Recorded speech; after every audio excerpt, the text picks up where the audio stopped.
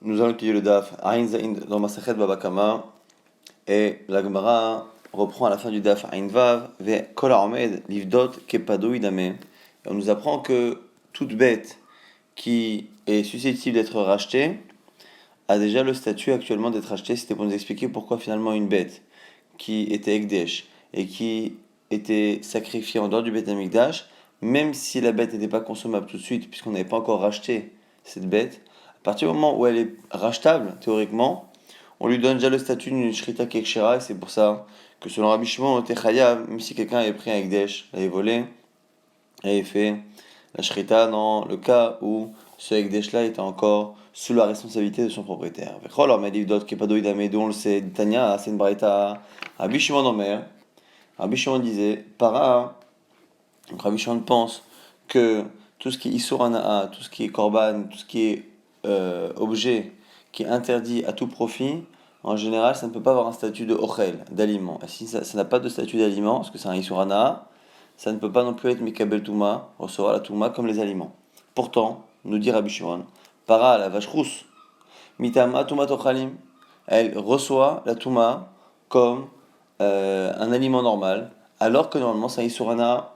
Pourquoi? Il va itala sha'at kosher, puisqu'elle a eu un moment où elle était consommable, où elle était autorisée.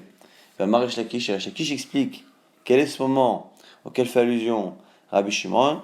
Omer Rabbi Shimon para nivdet agabe marachta.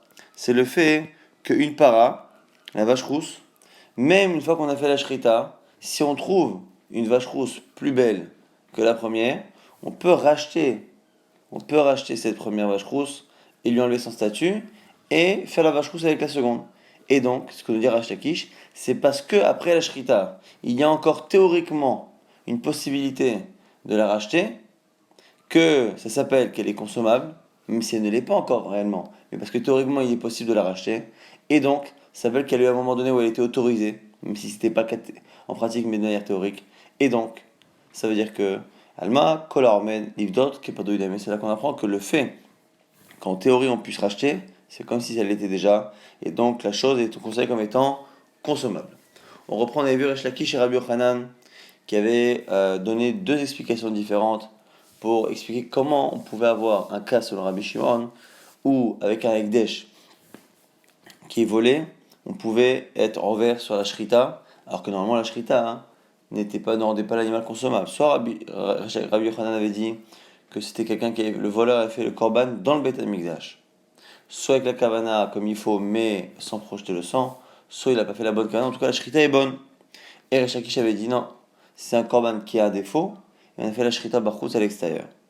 La Gemara dit biche, la malade Rabbi Yochanan, la marque Resh Lakish, Dekava et les Okumalim Matnitin a fait le bit mimin. Je comprends la réponse de Rabbi Yochanan, qui préfère dire qu'on peut même imaginer que le korban est encore caché, puisque d'abord on parlait d'un Ekdesh, a priori un Ekdesh n'a pas de défaut.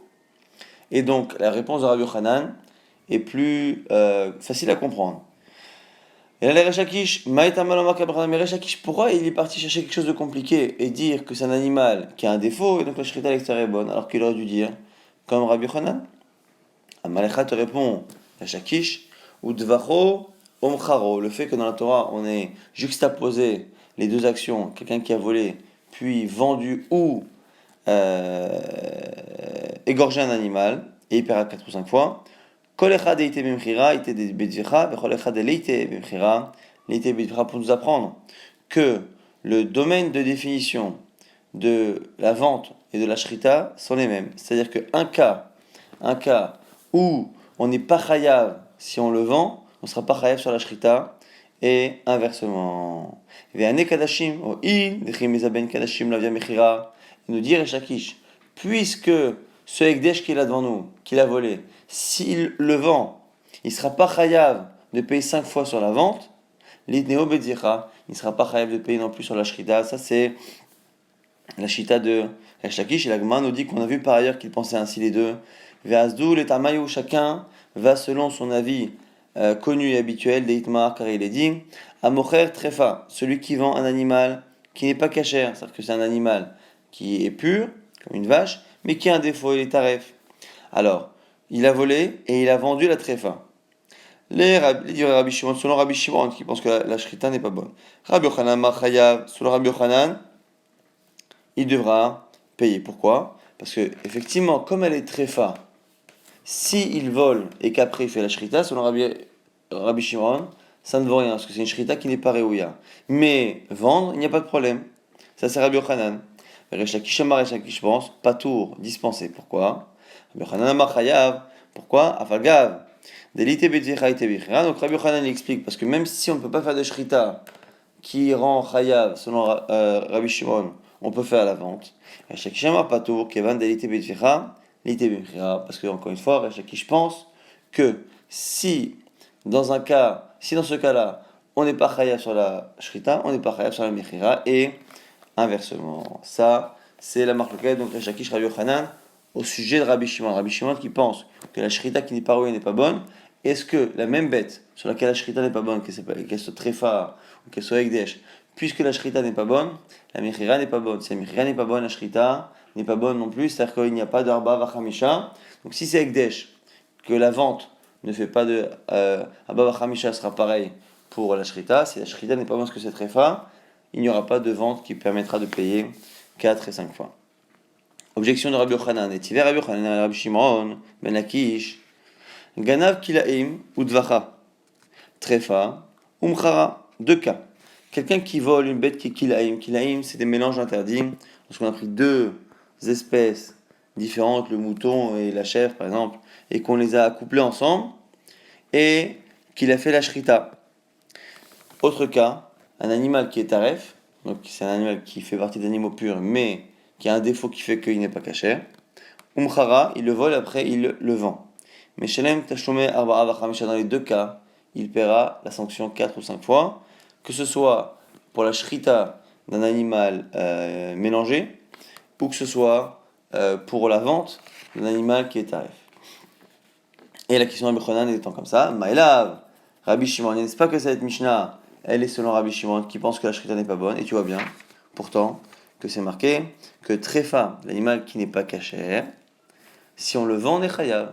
Or, selon Rabbi Shimon, cet animal qui est taref, la shrita ne fait pas payer 5 fois, et tu vois bien qu'on fait payer pour la vente. Donc tu vois bien, Resh Lakish, que ce que tu dis, que selon Rabbi Shimon, quand tu n'es pas chayav sur l'un, tu n'es pas chayav sur l'autre, que tu n'es pas chayav sur l'autre, tu n'es pas chayav sur l'un, c'est faux. Alma, afalgav delite bedvicha et bemchira, tu vois bien que j'ai raison, moi, Rabbi Yochanan, que même s'il n'y a pas le chiyuv sur la shrita, il y a le chiyuv sur la mechira, la vente. À ma réponse de Resh Lakish, lo rabanan. Non, moi je te dis que cette braïta que tu m'as citée, elle est selon Chachamim. Chachamim qui pense que toutes les shritot qui sont faites après un vol provoquent une sanction de 5 fois. Alors il m'a dit, rabanan, treifa bemchira, ita bezvicha leta. Alors si c'est ça, si c'est Chachamim qui a enseigné ça, pourquoi n'a-t-on parlé que de la vente? Pourquoi on a dit un animal qui est taref, qui est vendu, on paiera 4 et 5 fois? Pourquoi on n'a pas dit un animal qui est taref, qui est soit vendu, soit égorgé? Puisque si on n'est pas selon Rabbi Shimon, on peut même être hayav en égorgeant un animal qui est taref. Velamai, Rabbi Shimon, alors n'est-ce pas que c'est Rabbi Shimon? Là, on a dit, mais il y a un autre problème sur Rabbi Shimon, c'est quoi? C'est Kilaim bedvichaïta, bemchiralita, sur Kilaim, sur le premier cas. Pareil, pourquoi on n'a parlé que de la shrita? Pourquoi on a dit que l'animal qui provient de deux espèces différentes et que l'on a égorgé en échar, pourquoi on n'a pas parlé de la vente? Pourtant il y a aussi, et là, Tanatvicha, Vodin Prira, tu es obligé de dire finalement que quand on enseigne la shrita, on pense aussi à la vente, quand on parle de la vente, on enseigne aussi la shrita, et donc du coup, et Malerabalanami, Tadam Prira, Vodin Tzicha, donc on peut très bien imaginer que cette Mishnah est selon Rabbanan, et donc on n'a plus d'objection à Resh Lakish. Rabbi Yochanan explique mieux sa question. Rabbi Yochanan Malecha, Haïma i amar bishlama Rabbi Shimon, Aïde tana treifa bechada, tana kilaim bechada. Oui, mais au moins selon Rabbi, pourquoi c'est mieux d'expliquer selon Rabbi Shimon tout de même? C'est quoi? C'est que il y a au moins un des deux cas où on est obligé de séparer, puisque l'on a un cas de kilaim et un cas de treifa. Et pour treifa, on est obligé de dire que treifa, on ne peut être hayas selon Rabbi Shimon, si on est sur Rabbi Shimon, que pour une vente, pas pour une shrita. Alors c'est pour ça qu'on a séparé celui qui a acheté, qui a volé une bête qui est treifa et qui la vend. Celui qui a pris une bête qui est kilaim, qui est un mélange et qui fait la shrita. Donc on a séparé les deux cas, parce qu'il y en a au moins un des deux qui ne peut pas exister pour la shrita et la vente. Mais selon Chachamim, et là, Iyamar Travanan, si toi tu veux dire que c'est Chachamim la Mishnah, Narvinu Venitninu, on aurait dû tout mettre ensemble et dire Gana, celui qui a volé Kinaïm ou Trefa, une bête mélangée ou une bête Trefa. Et sur l'une ou l'autre, ou Dvachan ou Haran, il a égorgé ou il a vendu, mais Shalem Teshumar Bavachamisha, il paiera 4 ou 5 fois. Donc c'est une dernière objection de Rabbi Yochanan, Kashia, et donc du coup, il semble tout de même de cette Mishnah, même si c'est pas parfaitement lié sur le Rabbi Shimon, mais en tout cas ça l'est plus, et on comprend pourquoi on sépare les cas. Et donc, puisqu'on comprend pourquoi on sépare les cas, c'est Rabbi Shimon. Si c'est Rabbi Shimon, ça veut dire que tu vois bien ici que marqué Trefa, cette fameuse Trefa, sur laquelle on ne peut pas être chayav pour la shrita, tu vois bien qu'on est chayav sur la vente, c'est la preuve, sur le Rabbi Yochanan, de cette braïta, que le fait qu'il n'y ait pas de chiyuv sur la shrita n'a pas de rapport avec le fait d'avoir un chiyuv sur la mechira, parce que selon Resh Lakish, les deux sont intimement liés. On reprend Kilaim, les mélanges. Sectif, c'est marqué c'est dans la Torah. Donc on voit ici en tout cas, dans la braïta précédente, que Kilaim, un animal qui provient d'un mélange, on est chayav dessus, Abba Chamisha. La Gemara s'éteint dit Kilaim, Sectif, pourtant il est marqué c'est dans Kilaim. C'est marqué Kignov ish shor o seoud vacho, celui qui vole un taureau, ou un sé ou un mouton. Marava, Rava a dit pourtant c'est banaav. Kol makom chez les Marseillais, Eino et la Lotsi Kilaim, il a appris à un endroit dans la Torah, qu'à chaque fois que c'est marqué c'est dans la Torah, ça exclut Kilaim. Et donc, puisque chez nous, dans Dvachom Charo, on a le mot c'est, on devrait exclure Kilaim, mais Kilaim ne devrait pas rendre chayav si on le vole et qu'on fait la shrita. La Gemara répond Shanecha de Amarka O l'erabot et Kilaim. C'est spécial, parce que chez nous, il y a la particule O qui vient dire shor osé, le taureau ou le mouton, et le ou vient rajouter Kilaim. La Gemara c'est un dit Vechol O l'erabot. Mais quoi, depuis quand il y a O, cette particule ou on vient rajouter, pourtant des fois on dit l'inverse. Vehatania c'est une braïta au sujet des animaux que l'on peut apporter en korban. Shor au kesev, celui qui est marqué là-bas c'est marqué taureau ou un mouton. Shor au kesev oez ou un bouc qui va l'aide. Vayashir tamim tahatimo. Miyom Hashem yivara yiratzeh les korban nishe Hashem. On nous dit là-bas que cet animal qui est taureau, mouton ou chèvre, lorsqu'il aura 8 jours, il sera accepté comme korban pour Hachem. Et là-bas on dit quoi? Le O, c'est pour exclure Kilaim, Prat et Kilaim. Oaez, Prat Leninme, c'est pour exclure l'animal qui ne provient pas d'un mélange, mais qui semble être différent de ses parents. Et donc la Gemara s'étonne et dit attends, quand ça t'arrange, tu me dis que O, ça rajoute. Et des fois tu me dis que O, ça exclut. Nous, chez nous, on a le mot C qui devrait dire normalement qu'il n'y a pas de Kilaim, tu dis que O, ça rajoutait Kilaim. Et par ailleurs, des fois tu me dis que c'est l'inverse. La Gemara dit Amarava, ça dépend en fait du contexte du verset. C'est le contexte du verset chez nous, dans le cas du vol et de la vente. Pourquoi? Là-bas, c'est aussi le contexte qui fait que. Au sujet de la vente, c'est marqué celui qui vole et qui vend un shor osé, un taureau ou un mouton. Puisque ces deux espèces sont des espèces qui ne peuvent pas se mélanger et créer un vlad, un mélange interdit, chez Yatachol et Otsi Kilaim et Benem, qui ne peuvent pas, entre eux, le taureau et le mouton, faire de descendance, à ce moment-là, la particule O vient rajouter ce qui ne peut pas être lu dans les mots. Puisque Shor, Osé, tu n'as aucune possibilité d'imaginer à un moment donné que c'est l'un l'autre ou un mélange des deux, forcément que le O, les rabots Kilaim, vient te rapporter des mélanges d'une de ces espèces avec une autre. Gabek Kadashim, directive Kesev Vaez, mais au sujet des korbanot, c'est marqué Shor Kesev Vaez, Kesev Vaez là-bas, donc c'est le mouton et la chèvre, où là oui il y a des mélanges possibles. C'est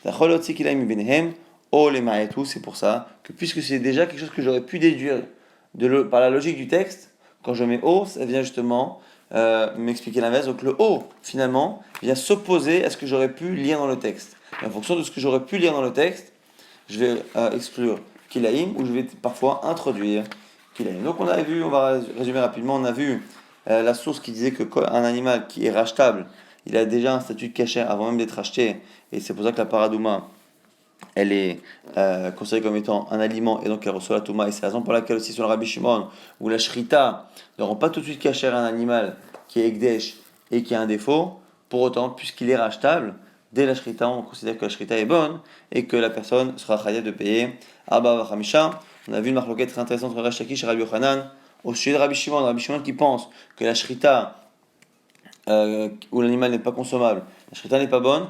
Est-ce que, du coup, dans ce même cas, la conséquence sera que même si on vend l'animal, on n'est pas chayav 4 ou 5 fois, parce que selon Rabbi Lakish, ou Dvachom Charo, les deux sont liés. Si je ne suis pas chayav sur la vente, comme dans un certain cas de Kodashim, à ce moment-là, je ne serai pas chayav sur la shrita, et inversement, si je ne suis pas chayav sur la shrita, selon Rabbi Shimon, si c'est taref par exemple, je ne serai pas chayav sur la mechira, sur la vente. Alors selon Rabbi Yochanan, les deux sont liés. Rabbi Yochanan était resté avec une couchée, une question d'une braïta sur Resh Lakish. On voit à la fin que même si de manière générale, Rava nous dit que le mot c'est dans la Torah vient toujours exclure kilaim, on a vu que chez nous, tout de même, kilaim, un animal qui provient de deux espèces différentes, si on le vole et qu'on l'égorge ou qu'on le vend, on ira 4 ou 5 fois. Pourquoi ? Parce qu'il y a la particule O qui vient rajouter.